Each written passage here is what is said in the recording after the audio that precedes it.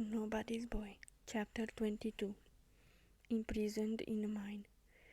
A few days later, while pushing my car along the rails, I heard a terrible roaring. The noise came from all sides. My first feeling was one of terror, and I thought only of saving myself, but I had so often been laughed at for my fears that shame made me stay. I wondered if it could be an explosion.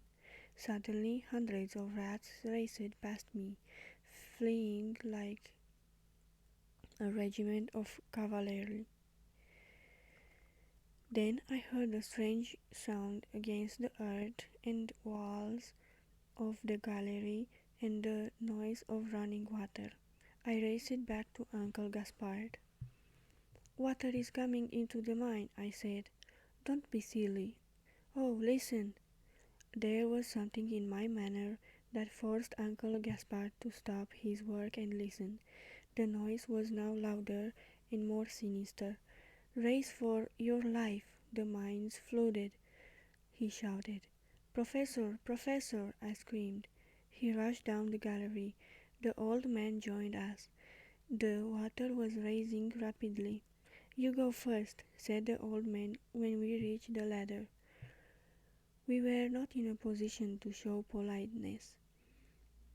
Uncle Gaspard went first and I followed, then came the professor. Before we had reached the top of the ladder, a rush of water fell, extinguishing our lamps. "Hold on," said Uncle Gaspard. We clung to the rungs, but some men who were below us were thrown off. The fall of water had turned into a veritable avalanche. We were on the first landing. Water was here also. We had no lights, for our lamps had been put out. "I'm afraid we are lost," said the professor quietly. "Say your prayers, my boy." At this moment 7 or 8 miners with lamps came running in our direction, trying to reach the ladder. The water was now rushing through the mine in a regular torrent, dragging in its mad course pieces of wood, whirling them round like feathers. "We must make for an air shaft, boys," said the professor. "That is the only place where we might find refuge. Give me a lamp."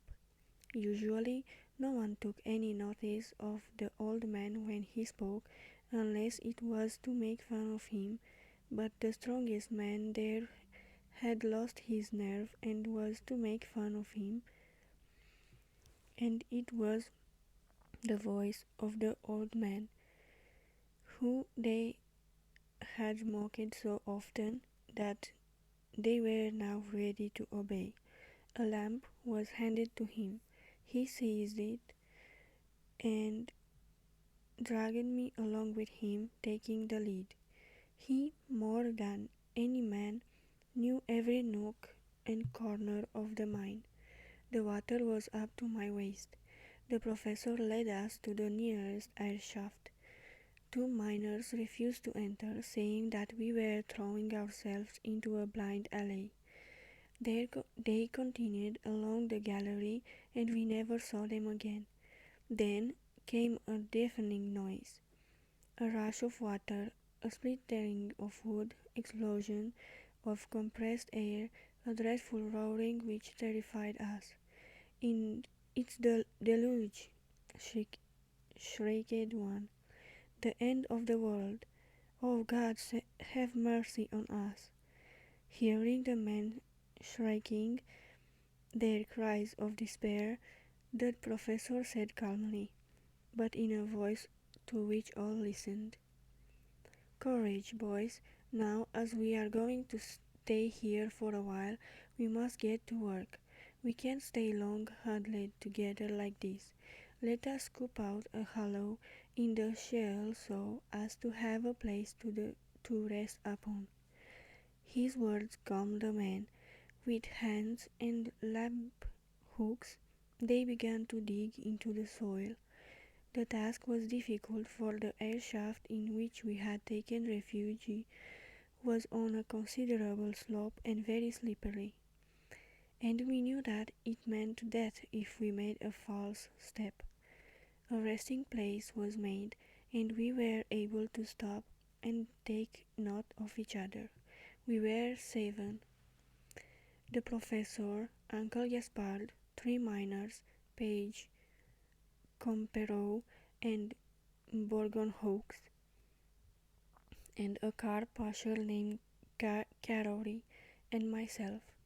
The noise in the mine continued with the same violence. There are no words with which to describe the horrible uproar. It seemed to us that our last hour had come. Mad with fear, we gazed at each other questioningly. The evil genius of the mine's taking his revenge, said one. It's a hole broke through from the river above, I ventured to say. The professor said nothing. He merely shrugged his shoulder as though he could have argued out the matter in full day, under the shade of a mulberry tree, eating an onion. It's all folly about the genius of the mine, he said at last. The mine is flooded, that's a sure thing, but what has caused the flood? We down here can't tell. Well, if you don't know what it is, shut up, said the man. Now that we were dry and the water was not touching us, no one wanted to listen to the old man. The authority which his coolness in danger had gained for him was already lost. We shan't die from drowning, he said at last quietly. Look at the flame in your lamps, how short it is now. Don't be a wizard. What do you mean? Speak out. I am not trying to be a wizard, but we should be drowned. We are in a bell of air, and it is this compressed air which stops the water from rising. This air shaft, without an outlet, is doing for us what the divining bell does for the divier. The air has accumulated in the shaft and now resists the water which ebbs back. It is the foul air that we have to fear. The water is not rising a foot now. The mine must be full. Where's Marius? Said Page, thinking of his only son, who worked on the 3rd level. Oh, Marius, Marius, he cried. There was no reply, not even an echo. His voice did not go beyond our bell. Was Marius saved? 150 men drowned. That would be too horrible. 150 men, at least, had gone down into the mine. How many had been able to get out by the shafts, or had found a refuge like ourselves? There was now utter silence in the mine. At our feet the water was quite still, not a ripple, not a gurgle. The mine was full. This heavy silence, impenetrable and deadly, was more stupefying than the frightful uproar that we had heard when the water first rushed in. We were in a tomb, buried alive, more than 100 feet underground. We all seemed to feel the awfulness of our situation. Even the professor seemed crushed down. Suddenly I felt some warm drops fall on my hand. It was Carrory. He was crying silently. Then came a voice shrieking, Marius, my boy, Marius. The air was heavy to breathe. I felt suffocated. There was a buzzing in my ears. I was afraid of water, the darkness, and death. The silence oppressed me. The uneven, jagged walls of our place of refuge seemed as though they would fall and crush me beneath their weight. Should I never see Lizzie again, and Arthur, and Mrs. Milligan, and dear old Mattia?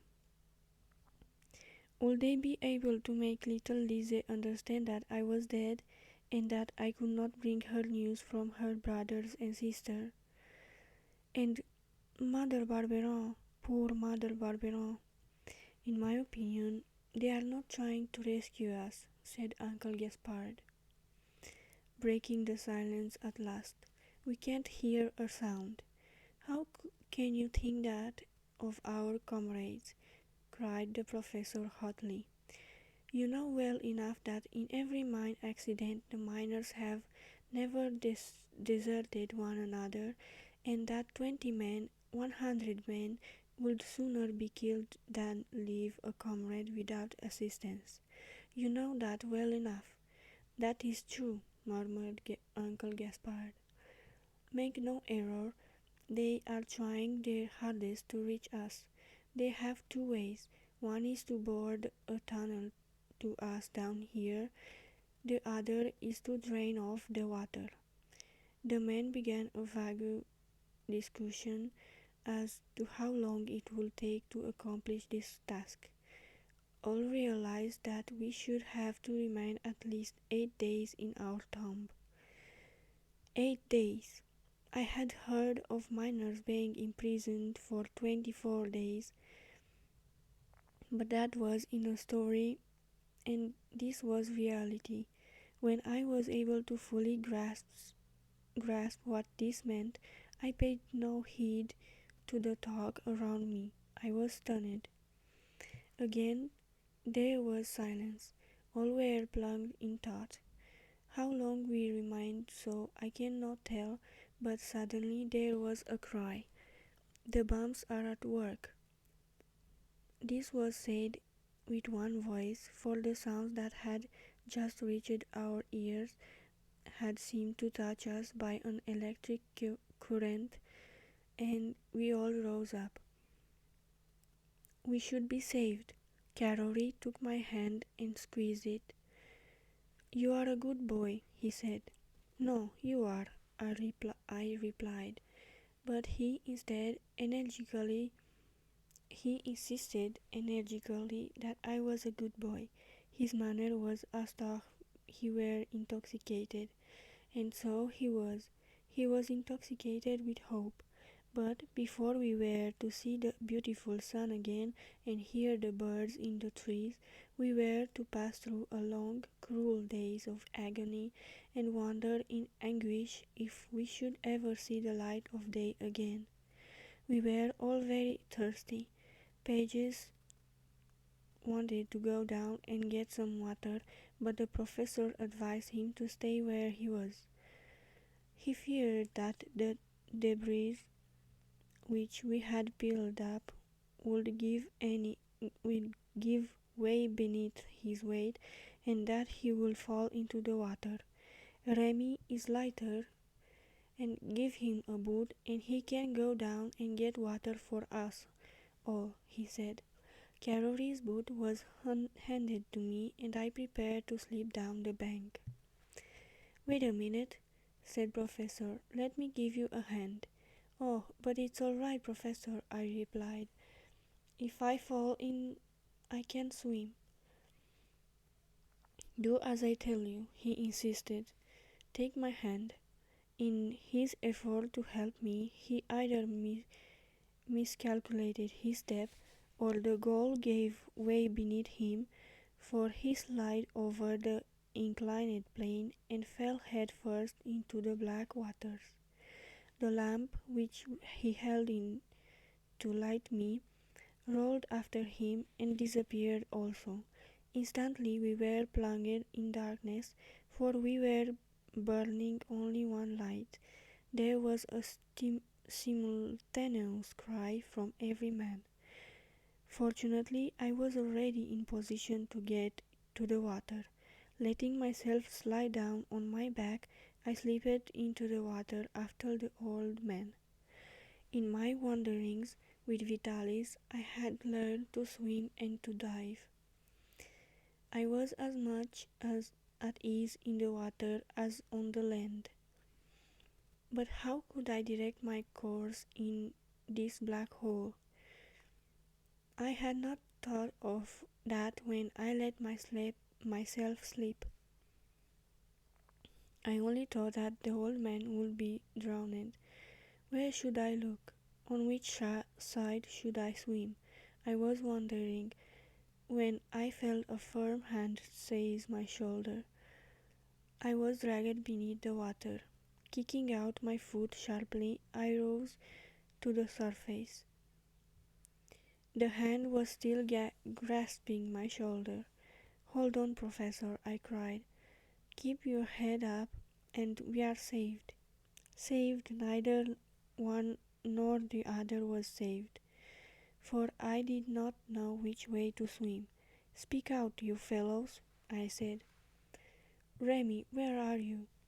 It was Uncle Gaspard's voice. It came from the left. "Light the lamp." There was instantly a light. I had only stretched out my hand to touch the bank. With one hand I clutched at a block of coal and drew up the old man. It was high time, for he had already swallowed a great deal of water and was partly unconscious. I kept his head well above water and he soon came round. Our companions took hold of him and pulled him up while I hoisted him from behind. I clambered up in my turn. After this disagreeable accident, which for the moment had caused us some distraction, we again fell into fits of depression and despair, and with them came thoughts of approaching death. I became very drowsy. The place was not favorable for sleep. I could easily have rolled into the water.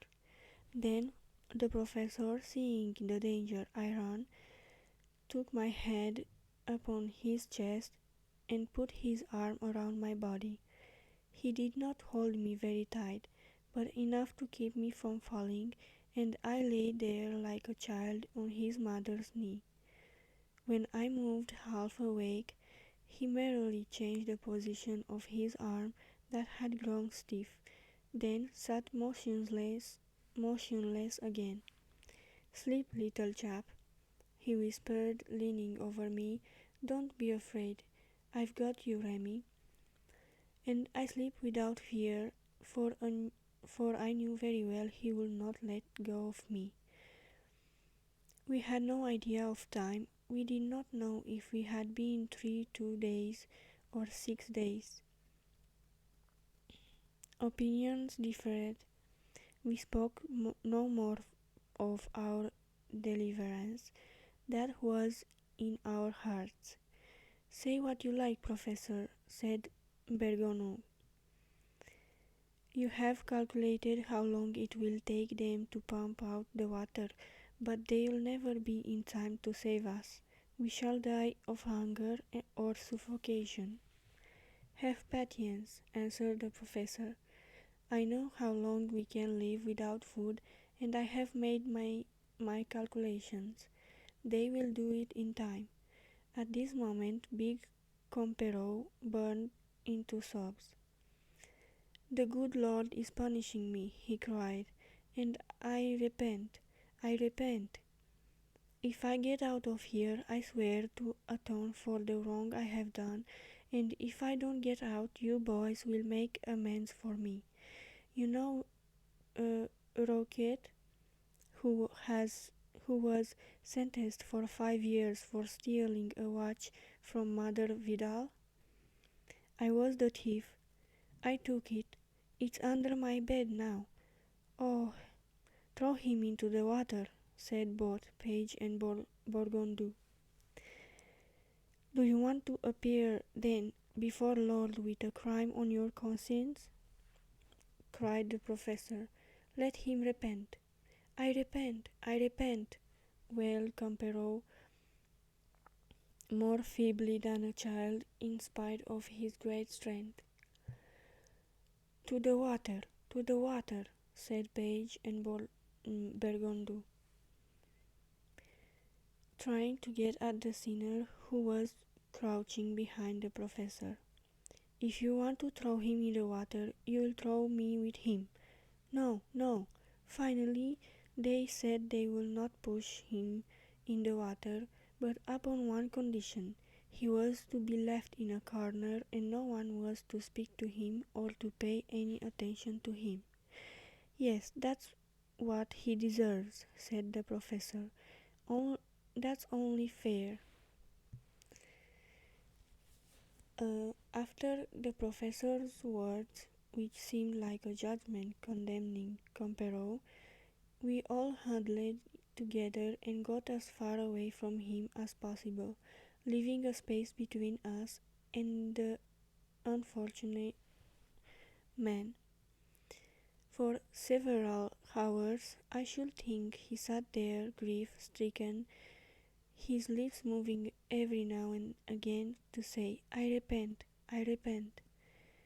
And then Page and Bergondo would cry out, it's too late, it's too late. You repent because you are afraid now. You should have repented 6 months ago, a year ago. He gasped painfully, but still repeated, I repent, I repent. He was in a high fever. All his body shook, and his teeth were chattering. I'm thirsty, he said. Give me the boot. There was no more water in the boot. I got up to go fetch some, but Pages, who had seen me, called to me to stop, and at the same moment Uncle Gaspard pulled me by the arm. We swore we would pay no attention to him, he said. For some minutes Camperou repeated that he was thirsty. Seeing that we would not give him anything to drink, he rose up to go to the water himself. He will drag down the rubbish, said Pages. Let him. At least he have his freedom, said the professor. He had seen me go down by letting myself slide on my back. He wanted to do the same, but I was light, whilst he was heavy. Scarcely was he on his back than the coal gave way beneath him, and within his legs stretched out and his arms streaking into space. He slipped into the black hole. The water splashed up to where we were. I leaned forward, ready to go down, but Uncle Gaspard and the professor each grasped me by the arm. Half dead and trembling with horror, I drew myself back. Time passed. The professor was the only one who could speak with courage, but our depression finally made his spirits droop. Our hunger had become so great that we ate the rotten wood about us. Carrory, who was like an animal, was the most famished of all. He had cut up his other boot and was continuously chewing the pieces of leather. Seeing what hunger had led us to, I must confess that I began to have terrible fears. Vitalis had often told me tales of men who had been shipwrecked. In one story, a crew who had been shipwrecked on a desert island where there was nothing to eat had eaten the ship's boy. Seeing my companions in such a famished state, I wondered if that fate was to be mine. I knew that the professor and Uncle Gaspard would never eat me, but of Pages and Bergondo and Carrory, especially Carrory with his great white teeth, which he dug into the leather of his boot, I was not quite sure. Once, when I was half asleep, I had been surprised to hear the professor speaking almost a whisper, as though he was dreaming. He was talking of a chatter with no, he was talking of the clouds, the wind, and the sun. Then Pages and Bergondo began to chatter with him in a foolish manner. Neither waited for the other to reply. The Uncle Gaspard seemed hardly to notice how foolish they were. Were they all gone mad?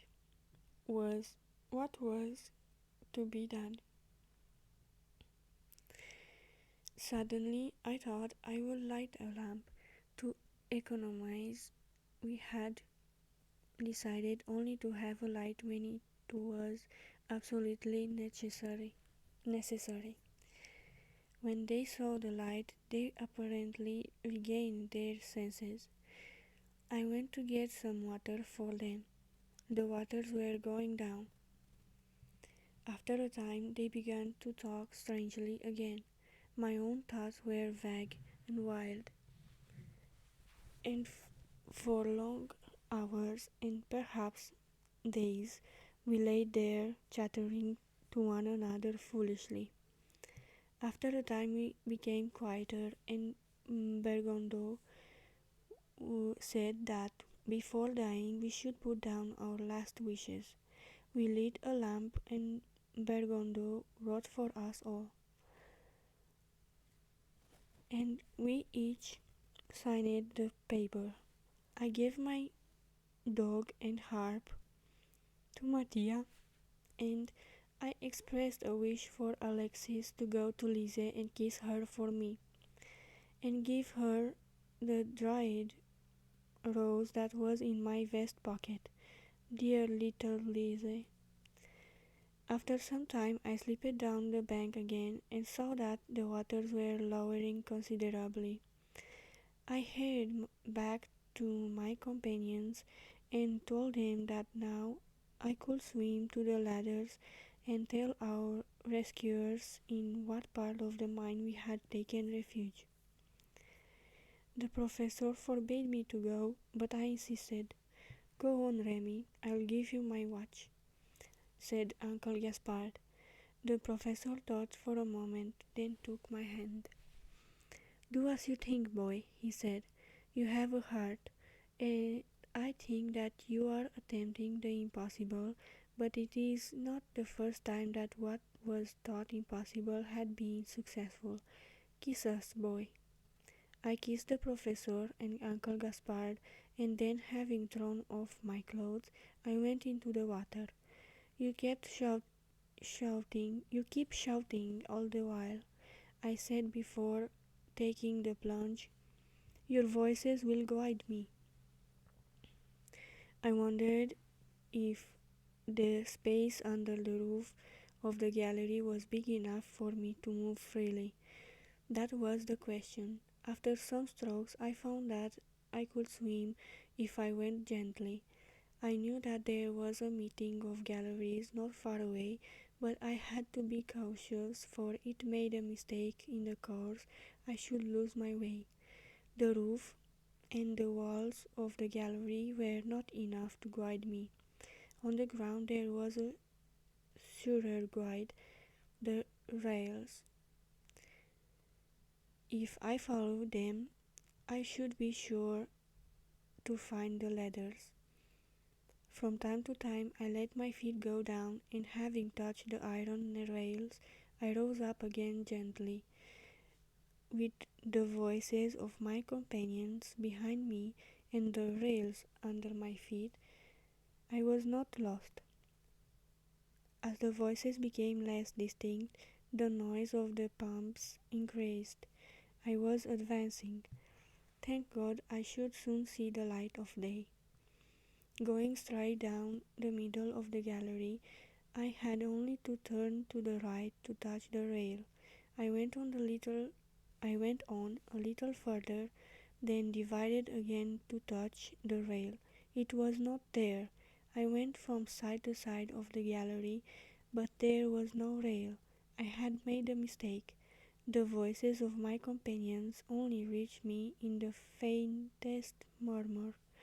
I took in a deep I took in a deep breath, then plunged again, but with no more success.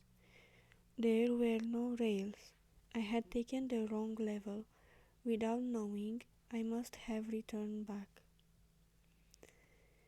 But how was it the others were not shouting?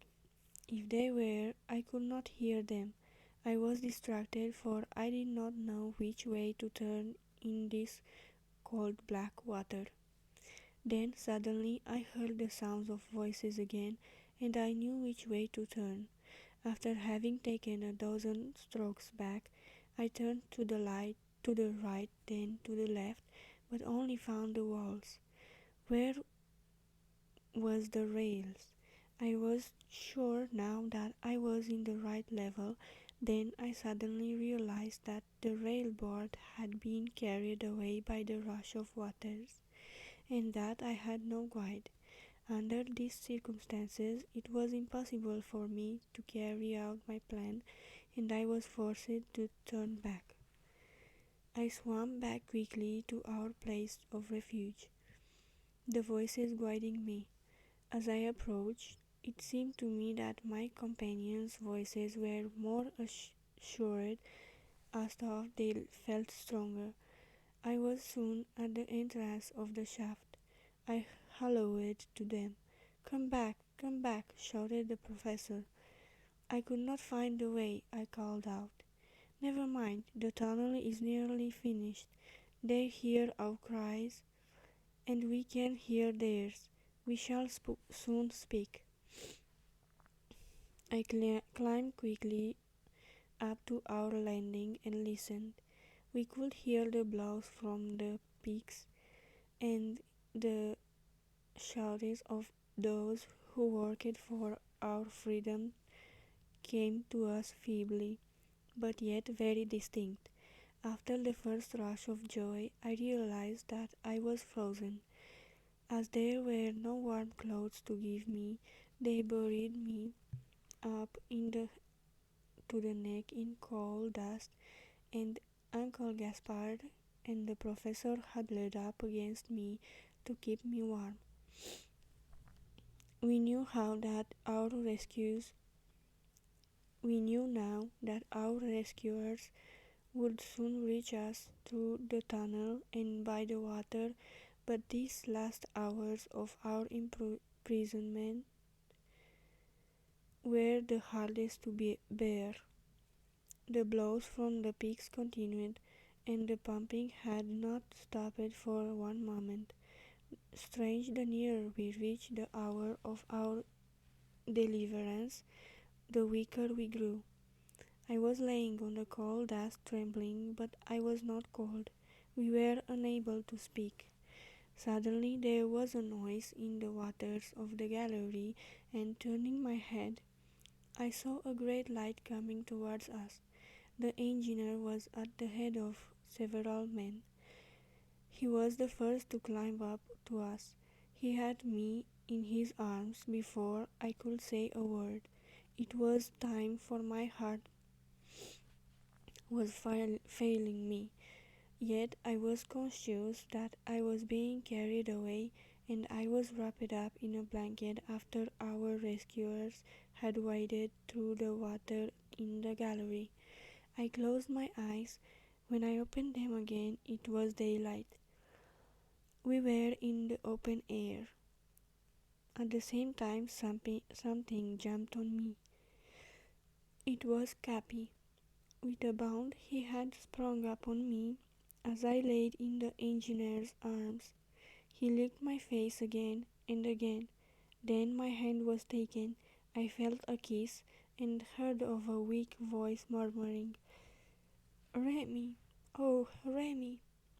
It was Mattia. I smiled at him, then I glanced round.